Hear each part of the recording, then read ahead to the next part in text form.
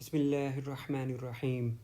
ابو ہریرہ رضی اللہ تعالیٰ عنہ اور ابو سعد رضی اللہ تعالیٰ عنہ بیان کرتے ہیں کہ رسول اللہ صلی اللہ علیہ وسلم نے فرمایا، جب کچھ لوگ بیٹھ کر اللہ کا ذکر کرتے ہیں تو فرشتے انہیں گھیر لیتے ہیں، رحمت انہیں ڈھانپ لیتی ہے، ان پر سکینت نازل ہوتی ہے اور اللہ اپنے ہاں فرشتوں کے پاس اس کا تذکرہ فرماتے ہیں۔ اور جب یہ محفل ختم ہوتی ہے تو فرشتے اللہ پاک کے پاس جاتے ہیں تو اللہ پاک ان سے پوچھتے ہیں کہ آپ کہاں سے آ رہے ہیں؟